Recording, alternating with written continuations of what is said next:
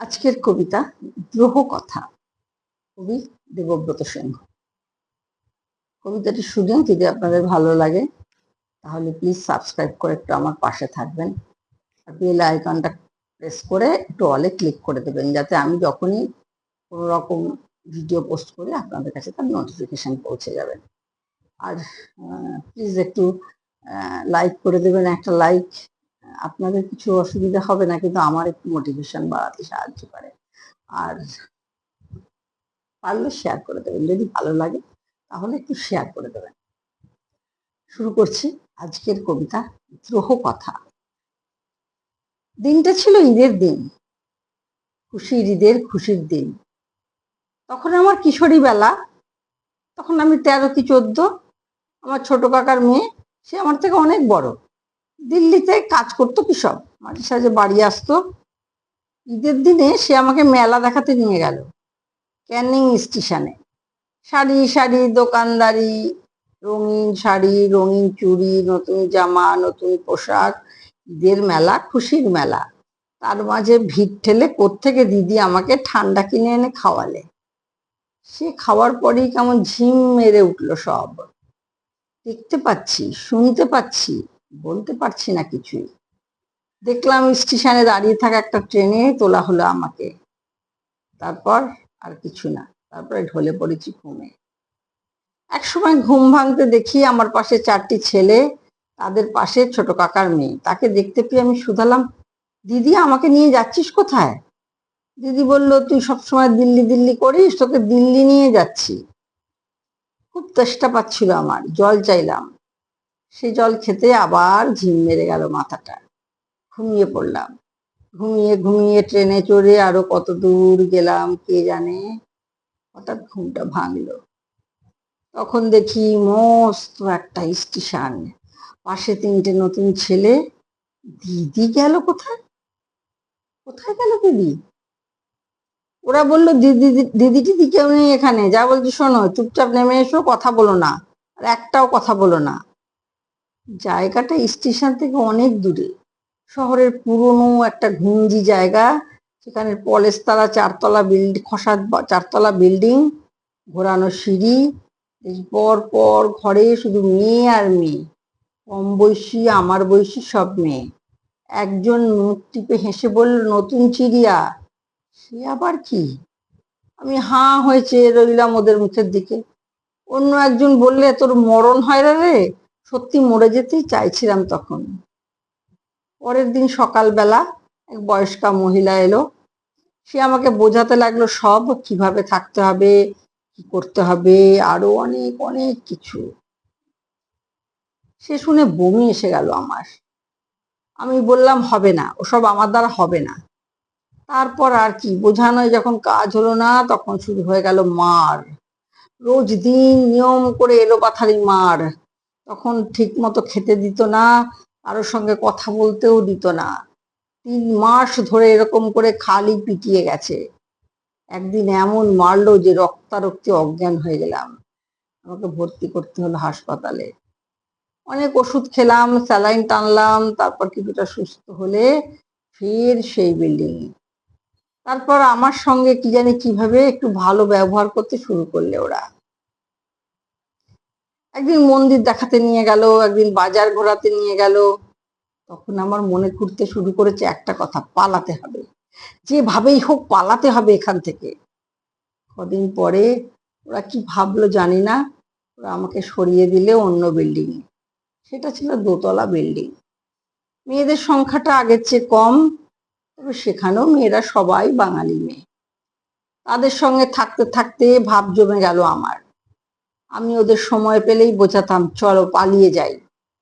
ওরা বলতো, পালানো অত সহজ নয়, ধরা পড়লে জ্যান্ত কেটে ফেলে মালকিনের লোকেরা, সেটাই নিয়ম এখানের।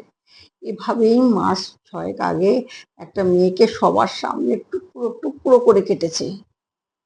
আমি তবু ভয় পেলাম না, আমি তবু পালানোর কথা ছাড়লাম না। যেসব ছেলেরা আসতো আমাদের কাছে, তাদের মধ্যে সবাই যে খুব খারাপ ছিল তা না, ভালোও ছিল। কেউ কেউ আবার জানতে চাইতো, ভালোবাসতে চাইতো।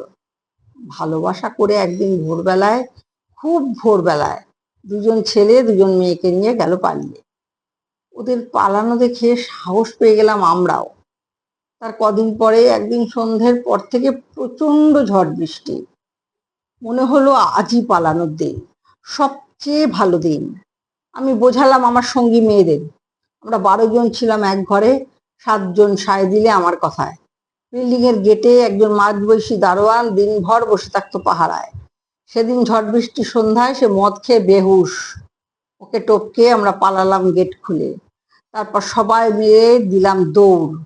গলিটা অনেক লম্বা, গলি পেরিয়ে বড় রাস্তা। রাস্তায় ঝড় বৃষ্টিতে অটো খুবই কম, যারা যায় তারা হাত দেখালেও থামে না। শেষে আমরা 7 জন হাত ধরাধরি করে দাঁড়িয়ে পড়লাম রাস্তায়। আমরা 7 জন হাত ধরাধরি করে দাঁড়িয়ে পড়লাম রাস্তায়। তারপর একটা অটো আসতেই হুড়মুড় করে উঠে পড়লাম সবাই। অটোওয়ালা শুধালো, কাহা যাওগে? কথাটা শুনে কি বলবো খুঁজে পাইনি তখন। হঠাৎ মনে পড়ে গেছিল দেহাতি টোলায় সেই ছেলেটার কথা, ওখানকার মুখিয়ার ছেলে। সে বলেছিল কোনো বিপদে পড়লে আমাকে একটা খবর দিও, আমি আসবো এগিয়ে। সেদিন সেই ছেলেটা যা করেছিল, সে একেবারে দেবদূতের মতো, ফেরেশতার মতো। সে আমাদের নিয়ে তুলেছিল তার ফুপুর বাড়িতে।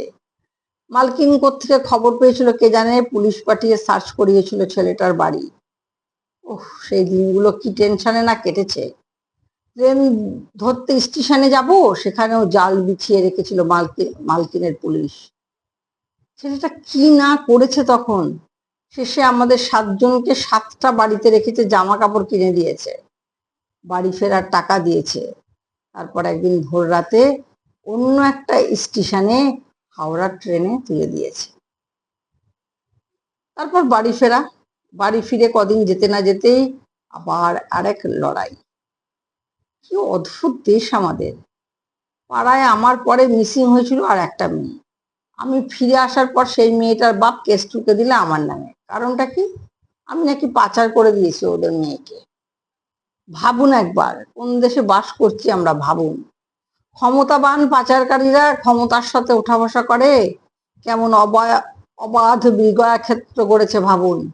আসলে আমি গ্রামে ফিরতেই ভয় পেয়ে গেছিল ওরা, ওদের ভালো মানুষের মুখোশ খসে পড়ার ভয়।